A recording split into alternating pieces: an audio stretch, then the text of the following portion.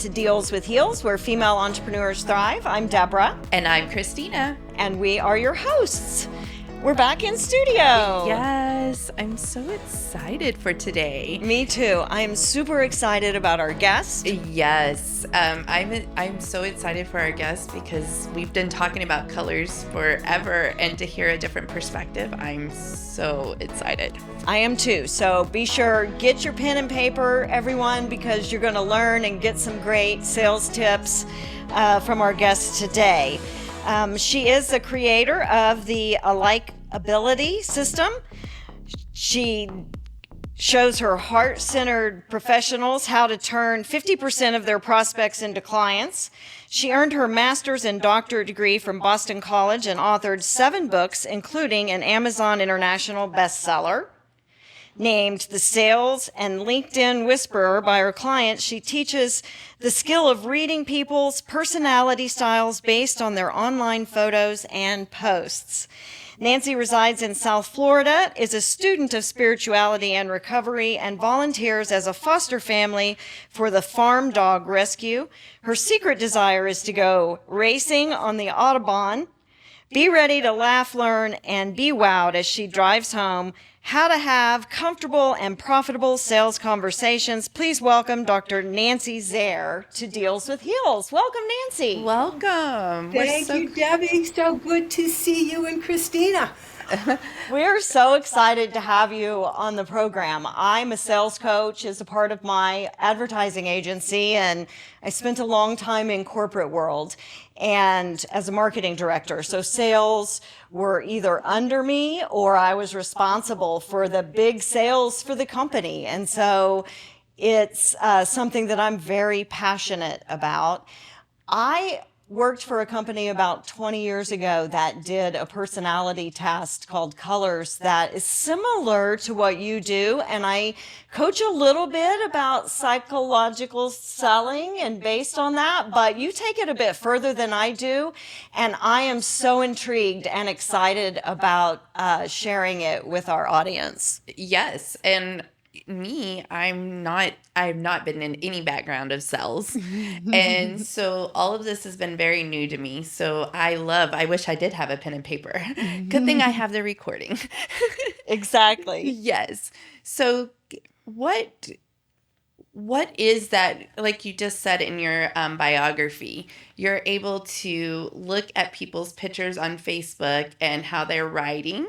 How are you able to determine that?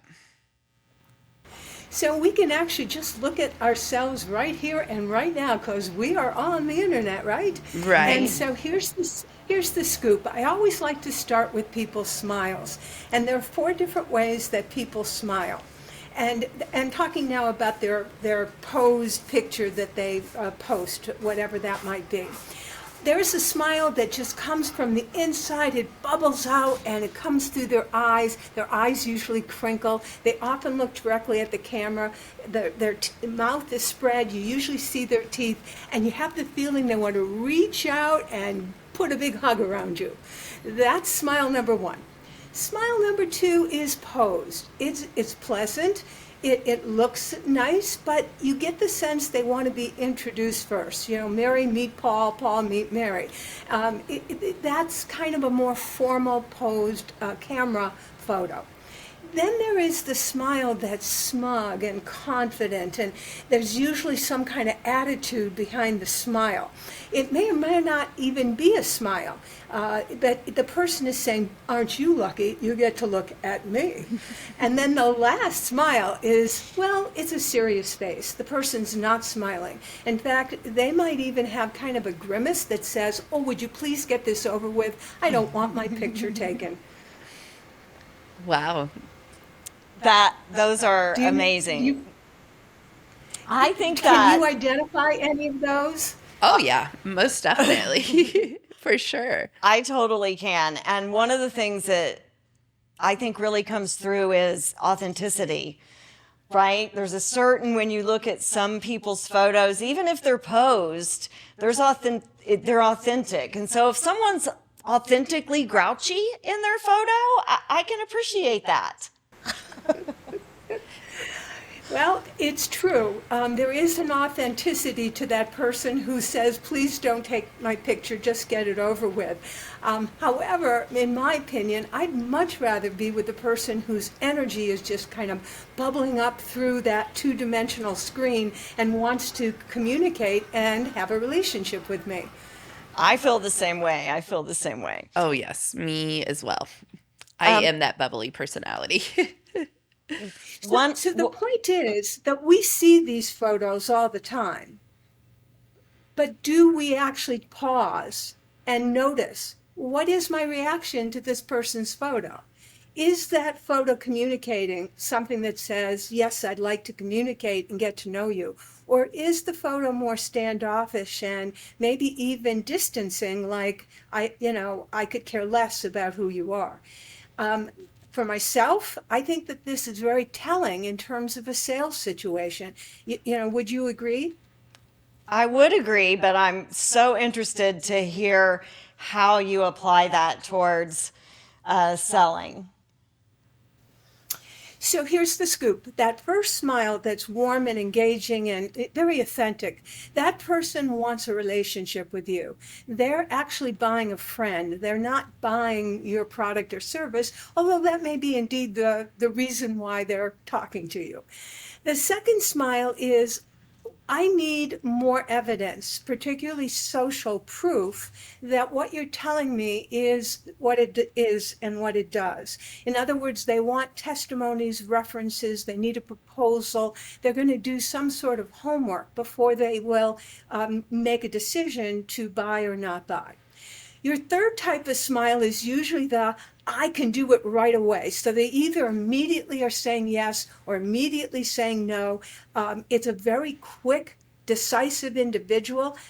They don't want to be bothered with the details. So again, when you meet someone like this, you know that we don't go into a lot of presentation mode. We simply, what's the issue? Yes, here's the bottom line. Are you in? And usually they'll say yes.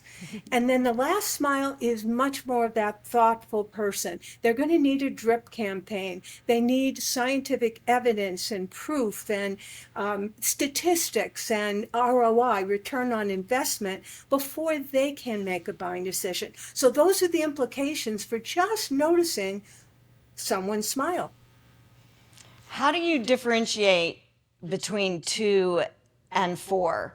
They're both kind of a thinker kind of personality. And I have a good portion of me is that I just want that information right now. I don't want to wait. I'm real close together That's in a couple because of you're, those. yeah, yeah. Well, we are a combination of all four styles, just in a different amount, and hence a different order. But I'm glad you asked that question, because both that posed smile and the smile that says I'm not, the serious face, both of them have to do due diligence. They're slower on the uptake and are taking time before they make a decision. In the first case, the person is looking for social proof. Hence, you're going to give them testimonies and references and stories about people and their situations that you've helped. In the second situation, they don't care about the stories. They want the science. They want the reasons. They want explanation. They're looking for an understanding, and I'm going to use the word scientific. They're looking for some kind of proof from an objective point of view. See, stories are kind of subjective, and they want objective information. So that's the difference between the two. Okay, because that is a little bit different in the way in the system that I learned. There's the two thinking were more bottom line versus evidentiary kind of proof. But I like that. I like being able to separate what kind of a thinker they are based on scientific evidence, but then social evidence. So I know a lot of people that use social evidence. I'm a social girl. I don't care what the science says. If it's working for somebody and I feel it can work for me, then I'm willing to try it. I'm more that hands-on, like, I don't need a lot of facts. Just help me understand the way you're understanding, and then I can do it. But I'm definitely, you're not going to get me to go down a rabbit hole any way, shape, or form. I am completely a nerd in cute clothing and hair. I need all the facts. I want all the information. I'm down a rabbit hole 3 or 4 times a day. So, but I also am competitive and I want that information quickly. I don't want to study it forever. And so those combinations sometimes can, Oh, yeah. they're in conflict of one another sometimes, but I'm definitely on the thinking nerd side.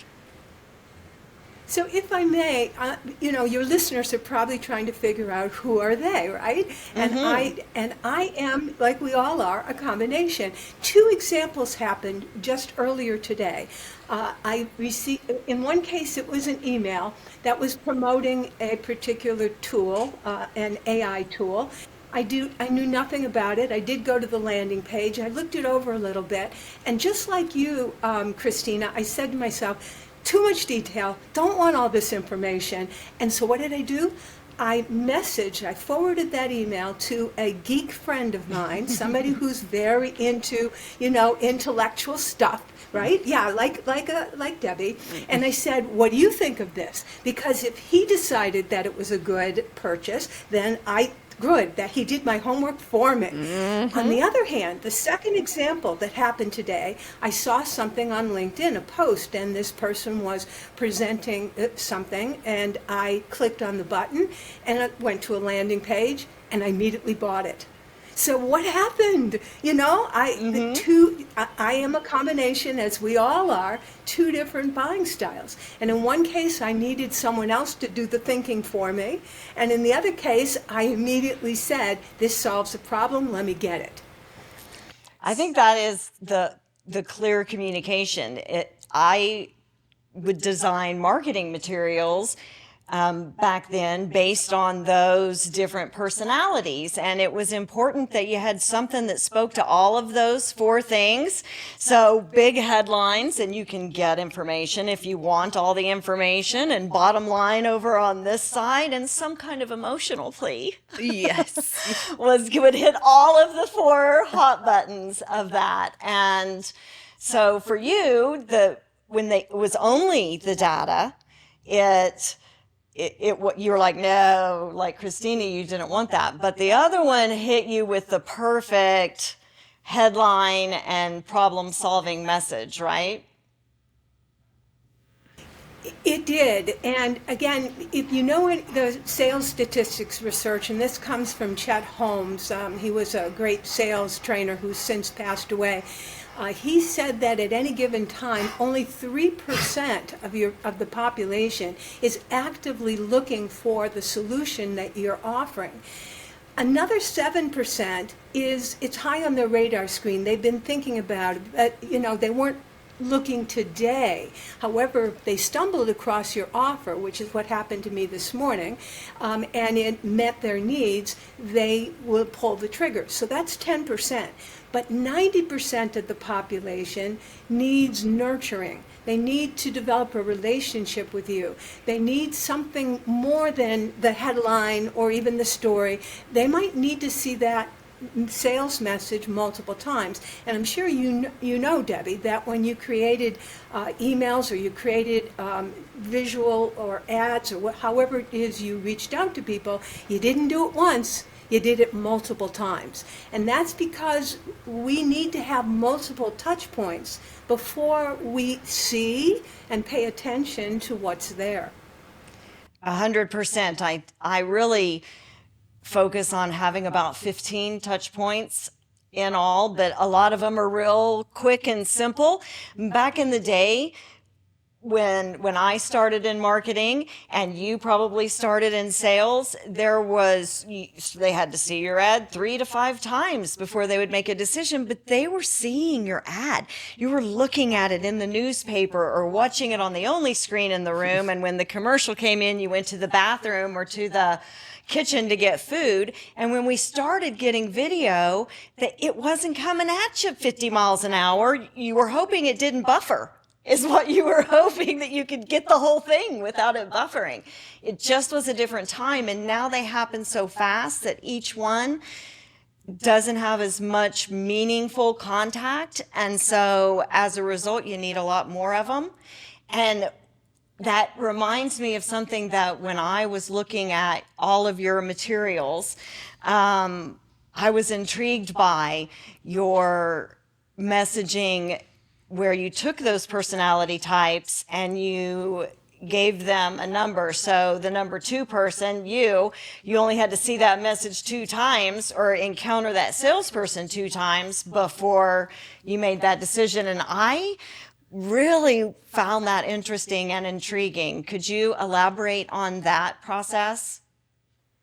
Well, thanks for asking, because this is the result of 35 years of research, not mine personally, but my colleagues, Mary Peckus. She was in the telemarketing field, and this was back in the era before they had digital marketing. Hence, there wasn't a computer, and there wasn't email, and there wasn't, all the tools that we have today, like direct messaging. And instead, she had very limited tools: a phone, an in-person visit, and a letter or note that was sent in the mail. Those were the tools that she had. And she identified, you know them by colors, she knows them by numbers. And the numbers were the number of touch points needed before someone made a buying decision. And so that fast buyer, that number 2 buyer, takes only 1 or 2 contacts. And by the way, the 4 buyers are 2, 4, 6, and 8. So the number 8 buyer is your longest. Turn the 8 on its side. It's the symbol for infinity. So this person starts with 8, and you're smiling. I know you appreciate that. They start with 8 and they can go forever. They're the ones who have to think about it.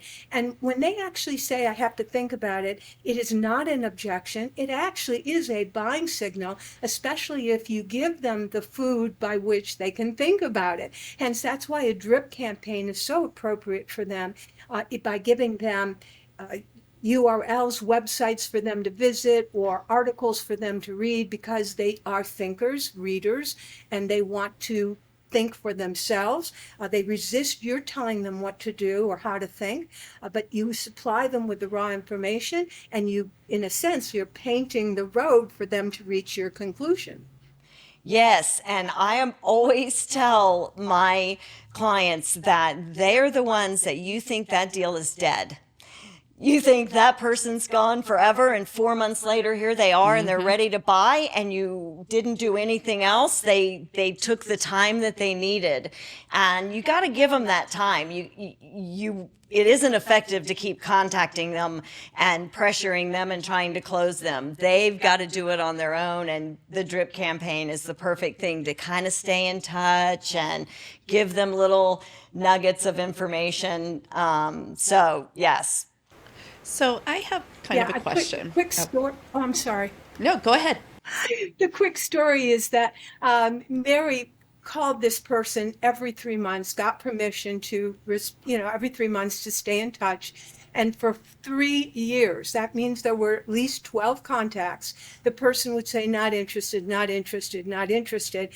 And when she called her that next time, maybe it was the 13th or 14th time, as soon as Mary introduced herself, the woman responded, I have my credit card ready, let's go. Exactly. I didn't do anything new. I didn't get some great closing technique. It just happened one day after they had had a lot of time to think about it. A lot of time. Persistence. Yes. All right, so Okay. Christine, I'm sorry. No, it is perfectly fine. I mean, it kind of helps with this. In my line of work, I deal with a lot of trauma. I deal with a lot of not authentic self. I mean, they're not there. Do you feel that your technique works differently for different people during different times of their life, if that makes sense? So let's say my client is more like me right now. But then I might have that same message is not going to resonate with somebody that is 5 steps over here. Like, they are not becoming unstoppable right now. They are more on the other side. Do you feel as you continue to do those touch points and working with them in that sales avenue, or like y'all said, the drip campaign. I hope I'm saying this right. Do you feel that now you target them in a different way as they progress and as you do more touch points, if that makes sense? It makes a lot of sense. Great question, because I'm sure you've heard about the fact that there's what's called the buyer's journey, and that there are different kind of milestones along the way. And so people awaken to the fact that they have an interest in what you're doing at different time periods, and hence the message needs to be adjusted based upon where they are, exactly what you're saying. And so that 3% to 10% who are ready to buy today, that message is for low-hanging fruit. It's do it today, we have a special discount, expires at midnight, all that kind of language to get someone to take action now. Whereas the person who needs more time or needs to build the relationship and begin to trust you, you can't ask them to buy today. You need to focus much more on supporting them, nurturing them, emotionally responding to where they are. So I totally get what you're saying, and I agree with you. We need to adjust what we say. I do not believe that any marketing message, any sales message that aims to be a one-size-fits-all fits no one. I agree with that too. I'm curious if you think those buying personalities are consistent with somebody throughout every stage of their life, or if, like when I was a mom, my buying decisions were different than they are now that my kids are grown and it's Deborah time now. My buying decision, I feel pretty much the same as I was then, but I'm curious if you have found that it changes or if it's just innate in your personality. There are changes that happen, just as Christine was alluding to, depending upon the context. And what comes to mind is another example of a corporate fellow. He was the president of a fairly major concern. He was traveling overseas and was in a pedestrian accident where he was hit by a bus and went into a coma for a long period of time, and hence there was a very lengthy rehabilitation. During that time period, the company had to replace him, of course, because he wasn't able to function in that position.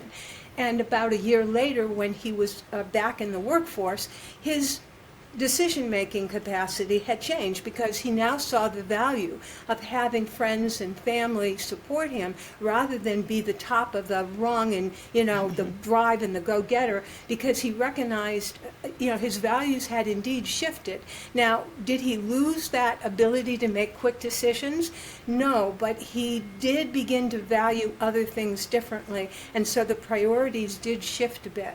So if you are a thinker, as I'm talking to the audience, my guess is that most of us in heels, tend to be a bit, we flaunt it a bit, right? We're a bit fancy and we're a bit decisive and we want to get things done. But a lot of times we're doing that from a space that says this is what society wants us to be like. Like, I heard what you said, Debbie, about, being a kind of a geek in heels, and do you ever lose your geekness? Not really, but you use it on behalf of what you're trying to accomplish, and I think that's true for all of us. I do too. I can really appreciate that. And I think a great way to apply what you do in our normal sales environment is really because sales is a transfer of enthusiasm. And so being able to see how to build value and make that person enthusiastic about the value that you provide, and you really help identify what you need to do to convey that message. And that's what sales is transferring that enthusiasm that you feel, but in a way that your prospect can identify with so that you can sell them. It sounds like manipulation, and to a certain extent it is, but you're really communicating with them in a way that they prefer. That's how they want to communicate. So it's not that you're doing it I mean, we have a motive to do it. We want to sell more, but we want to sell more by communicating and knowing the person better and building relationships with them. It's not really about manipulating, it's about communicating and being able to do that efficiently and transfer that value and enthusiasm. Truly about getting to know that person and working, not all just having just sells, like buy it right now, but the education behind it. And I feel coming in, I'm still fairly new to owning my own business and this entrepreneur life, that it is so much about the education and how that messaging is coming across and making sure that the touch points are at the right point. And so I absolutely love that, because sometimes you think of sales from the outside looking in and it's buy. You sometimes think of the dirty car salesman. Well, and you get that, like the emotional number. Was that number 3? The ones, they have that emotional, you got to really hit them where it counts to get them to buy sometimes you can use the fear, you need Scare this. yeah. The kind of scare that they make emotional buying decisions outwardly. You can tell it's an emotional decision. Everyone makes an emotional decision on some level, but those people you have to attack differently. And not really attack. It's my sale. I can't help it. My competitiveness, but they communicate even more emotionally than. Yes. It's more from the heart, They're buying, like you said, they're buying you. You got to sell you at that point. You have to build that relationship to sell to them. Yeah. Sales is definitely a transfer of energy, as you suggested. And when I know where my prospect is coming from, because the way I approach sales is not so much in terms of better selling technique, it's that understanding how buyers buy. So if I am understanding the buyer and I know what the buyer is seeking, what they need, what they want, and I speak to that situation, that's when there's going to be a connection. That's when they're going to say to themselves, wow, you get me, we're alike. Hence, that's why I label my system AlikeAbility. It's not about being popular. It's about creating a feeling within your prospect that you understand me, we're on the same page, we're alike. And that is what will open the door to building trust, to dropping the sales resistance, and then obviously doing business together. Nancy, it's been such a pleasure to have you on the show. So I think you and I could probably talk for hours about sales and sales techniques. And I know that our audience has learned a great deal from her. Yes, I have learned a great deal. Me too. I love doing this podcast just to learn. I mean, it is so cool. Some of the guests that we have, and being so new to this, it's awesome to really be able to see. I am that visual. So being able to hear, being able to see these people and what they are doing to change lives in the entrepreneur space. Absolutely. Nancy, if our audience wants to learn more about your coaching business and buy your book and all of those things, what's the best way for them to do that? Easiest is to go to my website, nancyzare.com. The last name is spelled Z for Zespel, or ARE.com, or of course find me on LinkedIn. I post about 4 times a week, so there's always a lot of good content. And I look forward to connecting with the folks here and deepening our relationship. Thank you. Thank you so much. You'll also be able to find links to Nancy's website in our show notes and to Christina and I's websites as well. So we are at the end. Yes. We're so grateful that you were able to join us. What great information for all of our guests. Please check out Nancy's website and see how she can help you.